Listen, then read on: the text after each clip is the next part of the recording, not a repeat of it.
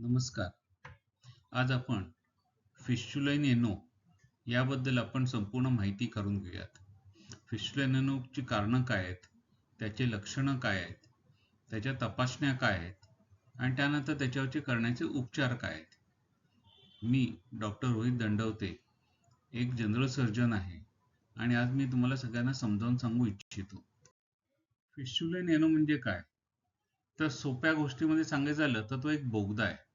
त्या बोगद्याचं एक तोंड आहे ते संडासच्या आतमध्ये आहे आणि एक तोंड आहे ते बाहेरच्या त्वचेवरती आहे. हा संपूर्ण जेव्हा बोगदा येतो तेव्हा त्यातला आतमधनं संडास त्याच्यामध्ये जाते बोगद्यामध्ये आणि ती शेवटी संडासच्या याच्यातनं बाहेर येते. यातनं आयदर संडास म्हणून बाहेर येईल किंवा रक्त म्हणून येईल किंवा पू म्हणून बाहेर येईल. बहुतेक वेळा ती तिथं गळूनंतर फुटल्यानंतरही होऊन जाते. आता हा फिस्चुला होतो तरी का? कॉमनेस्ट कारण काय आहे?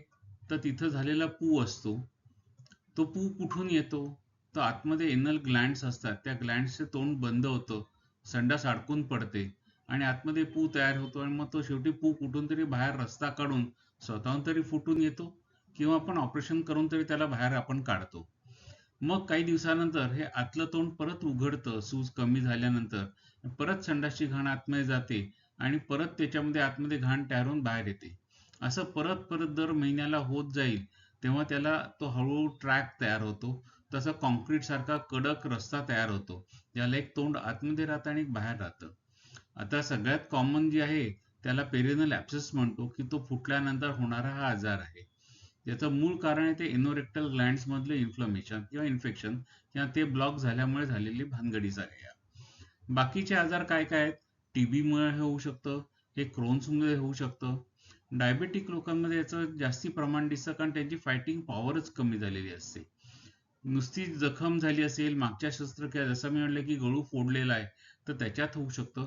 रेअरली काही काही वेळेला कर्करोगामध्ये सुद्धा हे दिसू शकतं. पण कॉमनेस्ट कारण आहे त्याच्यामधलं तर आतमध्ये इथं पू तयार झाला, तो आपण आयदर फोडला म्हणून किंवा स्वतःहून फुटला म्हणून. तो त्याच्यामध्ये 99% वेळेला किंवा I will say 100% of the times त्यांच्यामध्ये हा फिस्चुला तयार होतो. हा त्याचा सेकंड स्टेप ऑफ ॲब्सेस आहे आणि हे आपल्याला कधी कोणी सांगत नाही. ते आपण आधी समजून घ्यायला पाहिजे की ॲब्सेस स्वतःहून फुटला तरी सुद्धा किंवा ऑपरेशन केला तरी सुद्धा याची पुढची पायरी हा फिस्चुला असणारच आहे. आता मी तुम्हाला हे आधीच सांगितलं की अॅनोरेक्टल ग्लँड्सच्या ज्या ग्रंथी आहेत त्या बाधित झाल्या, त्यांच्यात संडास गेली. आता त्या ग्रंथींना स्नायू नाहीत, त्यामुळे ती साठलेली संडास बाहेर फेकता येत नाही. मग ती संडास आहे ती तर पॉयझनस आहे, त्यात सगळं इन्फेक्शन आहे, त्यामुळे तिथं त्याचा पू तयार होतो, साठतो आणि मग त्याचा ॲब्सेस तयार होतो. तो आयदर फुटतो तरी, तो आतमध्ये फुटतो, बाहेर फुटतो किंवा कुठेही. असा रिपीटेडली जेव्हा तो व्हायला लागतो तेव्हा त्याची एकदा कायमची त्याची नळी होते, कॉन्क्रीट सारखी कडक होते आणि त्याला तो आपण फिस्चुला म्हणून त्याला म्हणतो. आता अशा फिस्चुलाचं लक्षणं असतात तरी काय? तर एक फोडीसारखी बाहेर येते संडासच्या बाजूला आणि त्याच्यातनं वारंवार त्याच्यामध्ये पू तयार होतो.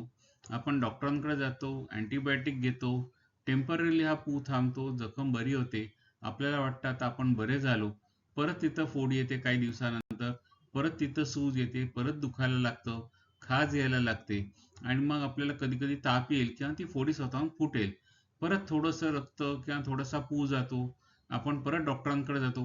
हे असं दर महिन्याला हे असं चालत राहतं, एक रस्ता तयार होईपर्यंत. आता अशा फिस्चुलाच्या तपासण्या तरी काय करायच्या? सगळ्यात पहिली म्हणजे क्लिनिकल तपासणी. आपण जर तपासून बघितलं पेशंटला तर आपल्याला एक बाहेरचं तोंड दिसतं आणि त्याच्यानंतर जर क्रॉनिक फिस्चुला म्हणजे खूप दिवसांपासूनचा झालेला फिस्चुला असेल तर मधला धागा किंवा रस्ता सुद्धा आपल्याला हाताला लागू शकतो.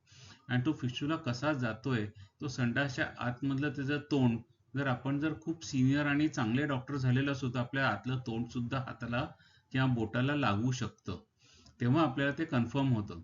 आता आपण त्याचं क्लिनिकल डायग्नोसिस तर केलेलं आहे, पण बाकीच्यांना क्लिनिकल डायग्नोसिस थोडंच कळतंय. मग आपल्याला काही काही डॉक्युमेंटरी प्रूफ आपल्याला आता पाहिजेत. नवीन जमान्यामध्ये आता डॉक्युमेंटरी प्रूफ शिवाय पुढं काही नाही ना. आपल्याला कसं असतं की आता डॉक्युमेंटरी प्रूफ करता आपण काय करणार? अंडर क्लिनिकल एक्झामिनेशन म्हणजे अंडर अॅनेस्थेशिया तपासणार, पण त्याचं डॉक्युमेंटेशन नाही होऊ शकत. मग आपण दुसऱ्या पद्धत काय असेल ज्याला फिस्चुलोग्राम म्हणू शकतो किंवा अल्ट्रासाऊंड म्हणू शकतो, किंवा सगळ्यात उत्तम म्हणजे MRI फिस्चुलोग्राम. या MRI फिस्चुलोग्राम थोडा खर्चिक मान्य आहे, पण या MRI फिस्चुलोग्राम मध्ये हा आपल्याला एक्झॅक्ट फिस्चुला कुठून सुरू झाला, कुठे संपला, त्याचा रस्ता कसा जातोय, वेडावाकडा जातोय का, त्याला फांद्या आहेत का, आणि फांद्या असतील तर त्या फांद्या कुठपर्यंत गेल्या हे आपल्याला MRI मध्ये कळू शकतं. त्यामुळे best investigation for a fistula म्हणजे MRI. फायदा कसा आहे की त्याच्या जर फांद्या भरपूर असतील किंवा त्या वेडेवाकड्या जागेला गेल्या असतील, त्यातली प्रत्येक फांदी ही आपल्याला ऑपरेशनच्या वेळेला काढली पाहिजे, नाहीतर 100% रिकरन्स किंवा परत येण्याची शक्यता आहे. एक जरी फांदी सुटली, बरं त्या फांद्या किती असतात, त्या डोळ्याला नीट दिसत पण नाहीत, मग आपण त्या शोधायच्या कशा? तर आपल्याला आधी MRI असेल तर आपल्याला अंदाज येतो की कुठल्या बाजूला जाते, मग आपण ते निळं औषध टाकलं की आपल्याला त्या फांद्यांमध्ये जातं, ते जे जे निळं दिसतं ते आपण काढायचं, असं ऑपरेशनमध्ये ठरवू शकतो. MRI is the final authority. त्यामुळे ते करायला जर सांगितलं डॉक्टरांनी तर कधी चुकायचं नाही. आता असा साधा दिसणारा फिस्टुला नेनो याच्यात सुद्धा प्रकार आहेत, आणि त्या प्रकारांमुळे त्यांची ट्रीटमेंट देखील बदलते.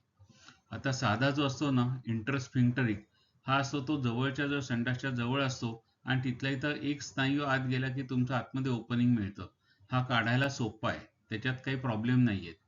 पण ट्रान्सफिंक्टरिक म्हणजे दोन्ही स्नायूंना क्रॉस करून जाणार असेल तर मला ते दोन्ही स्नायू कट करून त्यातनं जाणारी ती संपूर्ण सुतळीसारखी शीर ही काढायची आहे, आणि हे नंतर कापलेले स्पिंक्टर जे आहेत किंवा स्नायू जे आहेत ते परत शिवायचे आहेत, नाहीतर आपल्याला काय संडासच्यावरचा कंट्रोल निघून जाईल.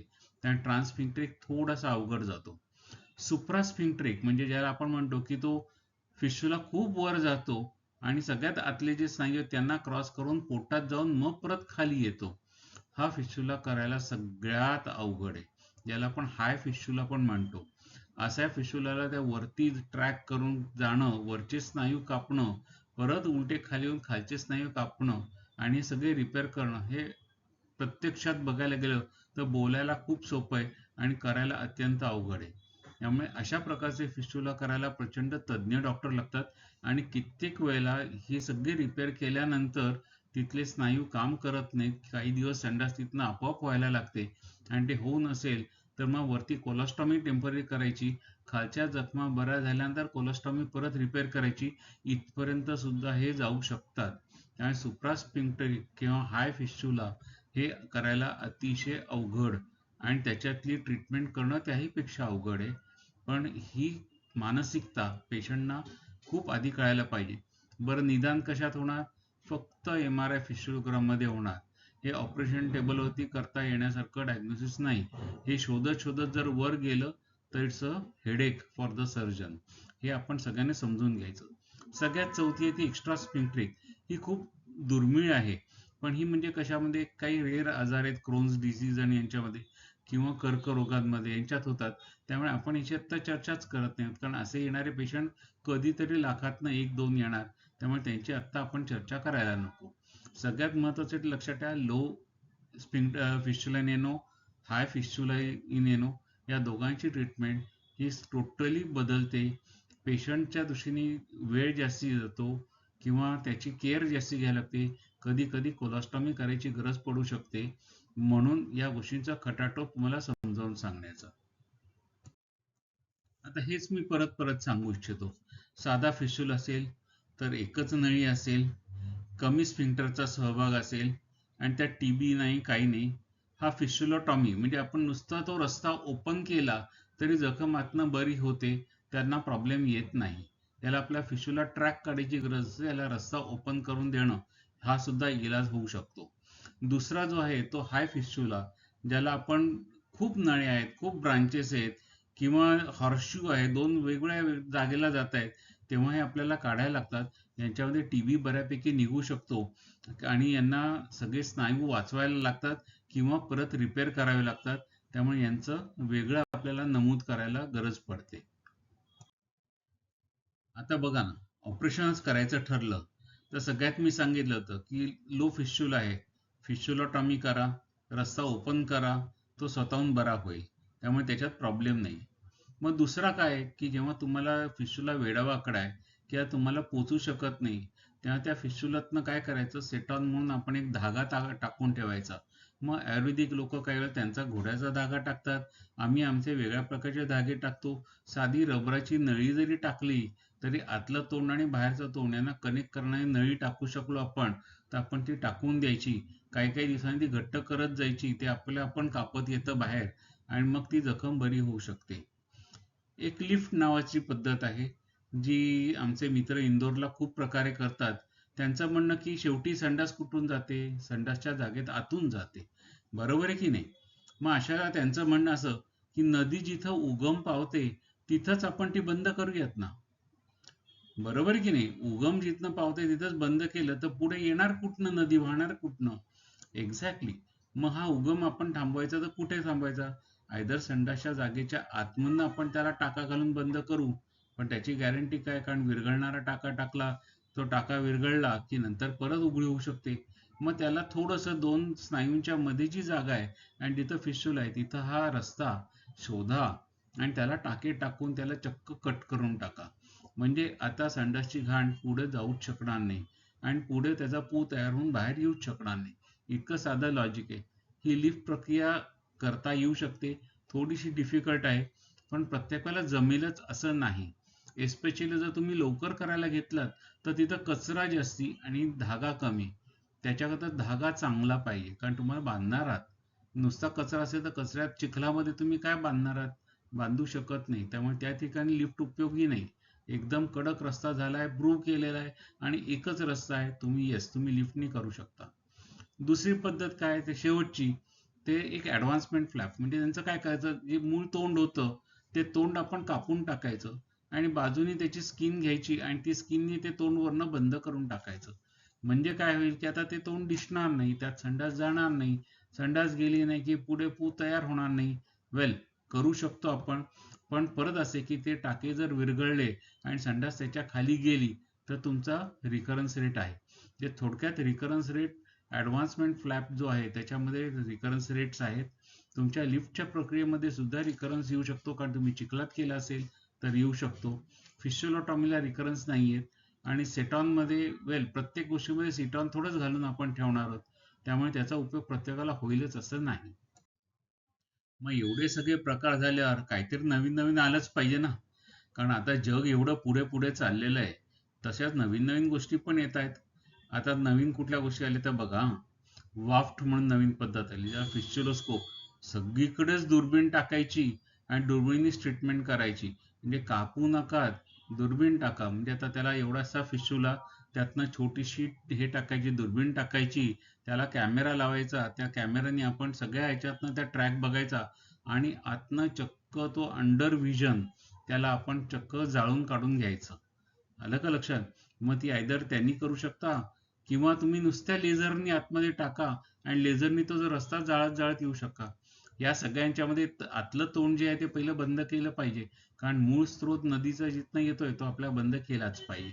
आणि मग उरलेली जी नळी आहे त्याला आपण नुसतं लिफ्टमध्ये आपण नुसती सोडून दिली होती पुढची नळी, आता आपण ही वाफनी आपण ती जाळून टाकतोय. आपण पुढची नळी सगळी जाळतोय, लेझरनी आपण ती जाळून टाकतोय, म्हणजे परत तिथं ते सगळं चिटकून जाईल. मग आता तिसरी पद्धत काय चिकटण्याची, तर फायब्रिन ग्लू असतो. फायब्रिन ग्लू म्हणजे असं फेविक्विक सारखंच मटेरियल असतं, स्टराईल असतं, मेडिकल असतं. ते आपण त्याच्यातनं टाकलं की आतमध्ये सगळं चिटकून जातं आणि त्यांनी ते सगळं बंद होऊन जातं. पण या तिन्ही गोष्टींमध्ये एक गोष्ट लक्षात ठेवायची असते की आज जर ऍक्टिव्ह इन्फेक्शन असेल, ऍक्टिव्ह पू असेल, तर या तिन्ही गोष्टी फेल जाऊ शकतात. आतलं इन्फेक्शन टोटली घालवायचं आणि मगच तुम्ही वापरायचं.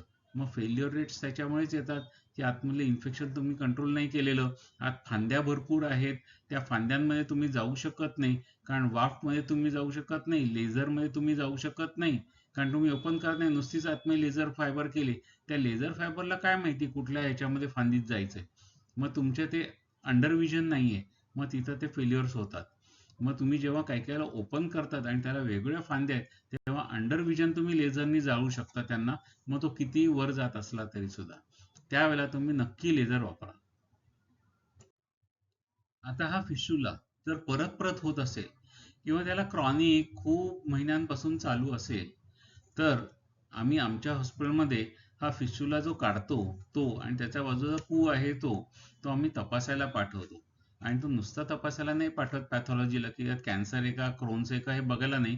तर आम्ही त्याकरता टीबीच्या तपासण्या करतो, ज्याला आम्ही जीन एक्सपर्ट म्हणतो, लायपा टेस्ट म्हणतो. या सगळ्या आम्ही त्याच्यामध्ये करतो.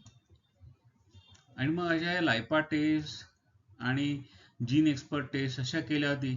आम्हाला खूप लोकांमध्ये या टीबी मिळाल्याचं सापडतं आहे. अशा लोकांना आम्ही पुढे 9 महिने ट्रीटमेंट देतो आणि 9 महिने ट्रीटमेंट दिल्यानंतर हे लोक बरे पण होतात. सपोज आम्ही या लोकांना ट्रीटमेंट दिली नाही तर या लोकांना रिकरन्स होतात. हे परत परत फिशूला घेऊन येतात. मग बऱ्याच वेळेला काय होतं की बाहेरच्या ठिकाणी कुठेतरी ऑपरेशन केलं असतं फिशुलाचं आणि आता परत रिकरन्स झाला की पहिले काय लोक येतात सांगत की तिकडच्या डॉक्टरांचं ऑपरेशन फेल गेलं. असं फेल नाहीये, काहीतरी कारण असेल पाहिजे ना. मग बऱ्याच वेळेला असं असतं की ही कारणामध्ये टीबी हे कारण असू शकतं, कारण सगळेजण ही तपासणी करत नाहीत. आम्ही आता करतोय आणि आम्हाला त्याचे रिझल्ट मिळत आहेत. म्हणजे सांगितलं तर आमच्याकडे 10 पेशंट्स केले तर त्यातले 2 लोकांना टीबी निघतोय. पण 2 म्हणजे जवळजवळ 20% झाला. 20% खूप मोठा आहे.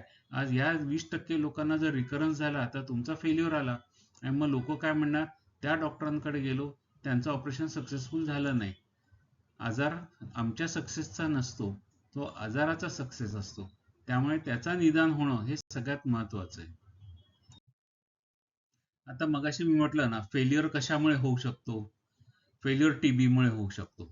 पण तशीच बाकीची कारणं पण तशीच आहेत ना, की आतलं तोंड जर सापडलंच नाही. मी बाहेरचा ट्रॅक काढला हो सगळा, पण आतलं तोंड जिथनं नदी बाहेर येते ते जर तोंड मला सापडलंच नाही, तर नंतर जसं ऑपरेशन झाल्यानंतर सूज कमी झाली, तोंड उघडतं की परत त्यात संडास आत जाणार, 100% फेल्युअर येणार.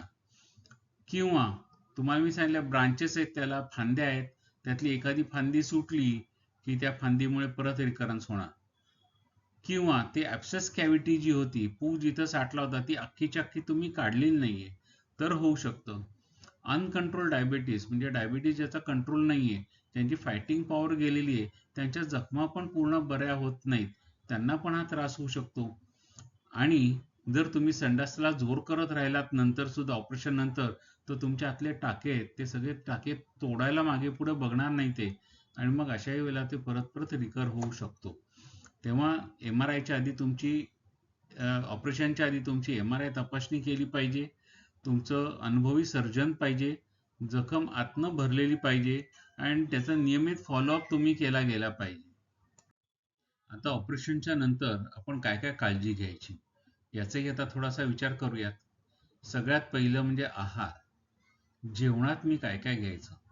एक तर पाण्याचा इंटेक माझा भरपूर पाहिजे. माझं जे आहे कॉन्स्टिपेशन किंवा संडास घट्ट होणे हे पहिलं टळलं पाहिजे. मग त्याकरता आपल्याला लॅक्सेटिव्ह गेल्या पाहिजेत, मला फायबर घेतले पाहिजेत, पाण्याचं प्रमाण वाढवलं पाहिजे आणि मुख्य गोष्ट म्हणजे मी संडासला जोर केला नाही पाहिजे. आता जखम आहे म्हटल्यावर दुखणारच आहे. तिथं जर संडास साठली तर आपल्याला तिथे इन्फेक्शन होणार आहे. त्यामुळे आपल्या संडास झाल्यानंतर ती जागा आपल्याला जर स्वच्छ करणं अत्यंत क्रमप्राप्त आहे. त्यामुळे आपण झाल्यानंतर गरम पाण्यात बसणे, ज्याला आपण सिट्स बाथ म्हणतो, त्या सिट्स बाथ मध्ये बसा किंवा आपल्याला शॉवर सारखे मशीन्स मिळतात जे स्वतःहून पाणी मारतील आणि काही नाही तर हँड शॉवरनी धुवून घ्या जखम. पण जखम उघडी ठेवा. त्यातनं येणारं पू जो आहे किंवा पाणी आहे किंवा रक्त आहे त्याला वाहून द्या, आतमध्ये त्याचं साठून चालणार नाही. आणि बरोबर जर आपल्याला मधुमेह असेल तर मधुमेहाला आपला कंट्रोल करा. हेच आपल्याला सगळ्यात महत्वाची काळजी आहे. त्यामुळे आता काही गोष्टी आहेत या तुम्ही अतिशय महत्वाच्या आहेत आणि लक्षात ठेवायला पाहिजेत. त्यातलं पहिलं, पू येतोय, अँटीबायोटिक का? Antibiotics will not work. त्यामुळे नुसतेच घेत राहणे याला अर्थ नाही. जागा स्वच्छ ठेवलीत तर त्याला काही प्रॉब्लेम नाही, कारण संडास येणारच आहे, त्यात इन्फेक्शन असणारच आहे, तिथं पू तयार होणारच आहे, तिथं पाणी येणार, पू येणार, रक्त येणार, हे अत्यंत स्वाभाविक आहे. त्यामुळे त्याच्यावर अँटीबायोटिक घेणे त्याचं उत्तर नाहीये. वारंवार पू झाला तरी त्याचं काही काळजी करण्याचं कारण नाहीये. आणि एक लक्षात ठेवायचं की सगळ्यात महत्वाचं आहे की फिशूला एकदा ऑपरेशन झाला, एक ऑपरेशन झालं मी 100% बरा झालो असं होत नाही. रिकर झाला तर त्याला परत परत ऑपरेशन लागू शकतं.